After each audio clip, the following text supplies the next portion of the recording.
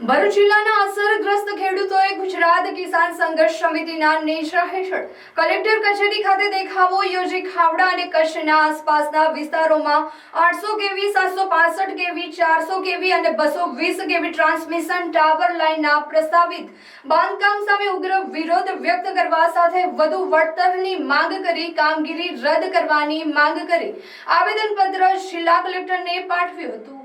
ગુજરાત કિસાન સંઘર્ષ સમિતિના પ્રમુખ જયેશ પટેલ તેમજ અન્ય હોદ્દેદારો સાથે ભરૂચ જિલ્લાના 800 કેવી 765 કેવી 400 કેવી અને 220 કેવી ટ્રાન્સમિશન ટાવર લાઇનના અસરગ્રસ્ત ખેડૂતોએ મુખ્યમંત્રીને સંબોધેલ અને જિલ્લા કલેક્ટરને પાઠવેલ આવેદનપત્રમાં જણાવ્યું છે કે ગુજરાતના આશરે 20 જિલ્લાઓમાં ચાલી રહેલા ટાવર બાંધકામ કાર્યમાં હાલ કાયદાઓની સ્પષ્ટ અવગણના કરવામાં આવી છે। વહીવટીતંત્ર અને પોલીસ દ્વારા ખેડૂતો પર દબાણ કરવામાં આવી રહ્યું છે। દાગ ધમકી અને ઉત્પીડન આરોપો પણ લગાવવામાં આવી રહ્યા છે। આશરે 84 ગીગાવોટ વીજળી ઉત્પન્ન કરવા માટે પવનચક્કી અને સૌર પ્રોજેક્ટ સ્થાપિત કરવામાં આવી રહ્યા છે, પરંતુ ફળદ્રુપ ખેતીની જમીનમાંથી હાઈ ટેન્શન લાઇનો બળજબરીથી નાખવામાં આવી રહી છે। ખેડૂતોનું કહેવું છે કે CERC લાયસન્સ, રૂટ મેપ અને અન્ય જરૂરી દસ્તાવેજો માંગવા છતાં તે પૂરા પાડવામાં આવ્યા નથી। સુનાવણી વિના એકપક્ષીય રીતે આદેશો જાહેર કરવા અને કામ લાગુ કરવા માટે પોલીસ બળનો ઉપયોગ કરવાના ઘણા જિલ્લાઓમાં ગંભીર આરોપો પણ સામે આવ્યા છે। ખેડૂતોએ માંગ કરી છે કે આ કાર્યવાહી તાત્કાલિક બંધ કરવામાં આવે।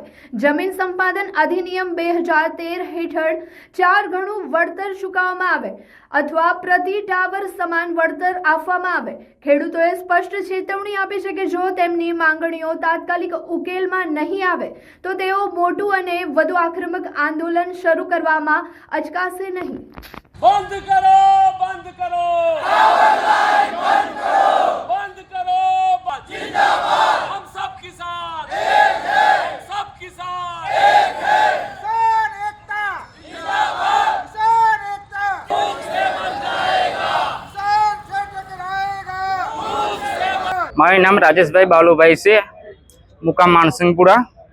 મારે 2 વર્ષનું એટલું નુકસાન કરે છે। મારા ખેતરમાં ખાધરામાં 1 રૂપિયાનું વળતર નથી આપ્યું ને એ લોકો એવું કહેવા માંગે છે તે પોલીસ સ્ટેશનમાં ભરૂચ તાળે ઓફિસે આવવું પડશે, કલેક્ટરમાં તાળે આવવું પડશે, હું બોલાવું તો હાજર થવું પડશે એવું કહેવા માંગે। હવે મારે એનું કરવું, હું ગરીબ છે, મારી નાની છોકરા છે, મારું જીવન છે, મારા 2 વર્ષથી 1 રૂપિયો નથી મળતો। મારું ઉપરથી નુકસાન કરે, મારા ઘઉંનું, કપાસનું, તુવેરનું નુકસાન કરે। સતત 1 વર્ષથી અમે સંઘર્ષ કરતા આવેલા છે આ લાઈન બાબતે, છતાં બી આજ સુધી સરકાર અને તંત્ર દ્વારા અમને યોગ્ય ન્યાય આપી શક્યા નથી। આજે ગુજરાતના 23 સંગઠનો ભેગા થઈને ગુજરાત ખેડૂત સંઘર્ષ સમિતિ જે બનાવવામાં આવે છે અને નેજા હેઠળ આજે અમે જિલ્લા કલેક્ટરશ્રીને આવેદનપત્ર આપવામાં આવ્યા છે। મારા ખેતરનું અંદાજિત લગભગ હમણાં કોટેશન આપી ગયા તો 8 લાખ રૂપિયાનું કોટેશન આપ્યું છે। તો હું જિલ્લા પ્રશાસન અને સરકારને હું એમ કહેવા માંગુ છું કે 8 લાખ રૂપિયા હું સામે આપવા તૈયાર છું સરકારને, પણ મારા ખેતરમાંથી એ ટાવર લાઈન હટાવી લે, આવી અમારી મુખ્ય માંગ છે। તથા ટાવર લાઈન નાખવી હોય, અમે વિકાસના વિરોધ નથી, પણ ટાવર લાઈન નાખવી હોય તો ખેડૂતનું ભવિષ્ય ધ્યાનમાં રાખીને 25 વર્ષ સુધીનું કંપનીને કોન્ટ્રાક્ટ મળેલું છે, તો ખેડૂતનું 25 વર્ષનું ભવિષ્ય ધ્યાનમાં રાખીને યોગ્ય વળતર આપવામાં આવે। અને ગુજરાત કિસાન સંઘર્ષ સમિતિની જે માંગ છે રાજસ્થાન સરકાર પ્રમાણે વાણિજ્ય ભાવના 4 ગણાની, તો એ માંગ અમારી પૂરી કરવામાં આવે તો અમે સ્વૈચ્છિક વિકાસના વિરોધ નથી, અમે અમારી જમીનો સ્વૈચ્છિક આપીશું ને એ પણ વળતર ના આપવું હોય તો ત્યાં સુધી નવી પોલિસી ના બને ત્યાં સુધી કામ બંધ કરવા રાખવામાં આવે એવી અમારી મુખ્ય માંગ છે। ભરૂચ જિલ્લાના તમામ અસરગ્રસ્ત તાલુકાઓના અસરગ્રસ્ત ખેડૂતો અહીંયા ઉપસ્થિત છે। અમારી મુખ્ય માંગ છે કે જે કાયદો રદ થયેલો છે અને એના દ્વારા જે કાર્યવાહી કરવામાં આવી છે એ રદ કરી દેવામાં આવે। જમીન સંપાદન કાયદો, કારણ કે 2003ના ઇલેક્ટ્રિસિટી એક્ટ ને જમીન સંપાદન કાયદો 2013 લાગુ પડે છે, એટલે એ મુજબ બજાર કિંમતના 4 ગણા અથવા તો રાજસ્થાન સરકાર દ્વારા જે વાણિજ્ય જંત્રીના 4 ગણા વળતર ચૂકવવામાં આવ્યું છે એ આપવામાં આવે। આવી નીતિ જ્યાં સુધી સરકાર લેવલે ન બને ત્યાં સુધી ખેડૂતોને લમસમ 2 કરોડ રૂપિયાનું ટાવર દીઠ વળતર ચૂકવવામાં આવે અને CERC ના જે લાયસન્સ લેવામાં આવેલા છે એ ખોટી રજૂઆત કરીને લેવામાં આવેલા છે એ લાયસન્સ રદ કરવામાં આવે।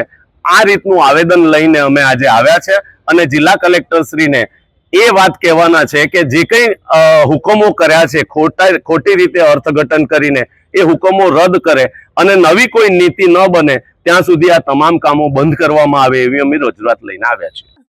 હાય હીર. હાય. અરે કેમ શું થયું? તારા મોઢા પર કેમ 12 વાગ્યા છે? અરે જવા દે ને, કેટલી મહેનત કરીને મમ્મી માટે ડિનર સેટ લાવી અને મમ્મી કહે કે નકરું પ્લાસ્ટિક લઈને આવી છે, હવે એક્સચેન્જ કરાવીને સ્ટીલનું ડિનર સેટ લાવવા કહે છે. હા તો એમાં શું થયું? સ્ટીલનું લઈ આવો. અરે જવા દે ને, ક્યાંથી સ્ટીલનું લાવું? આજકાલ સ્ટીલના વાસણો ક્યાં સારા મળે છે? કાં તો એ કટાઈ જાય, ફાટી જાય, કે છેલ્લે કઈ નહીં તો વળી જાય. હવે સ્ટીલના વાસણો નહીં ફાટે, વળે કે નહીં કટાય.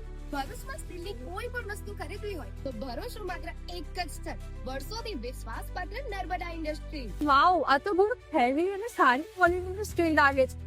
પણ આ બધી વસ્તુઓ પર ડિસ્કાઉન્ટ મળશે ખરું?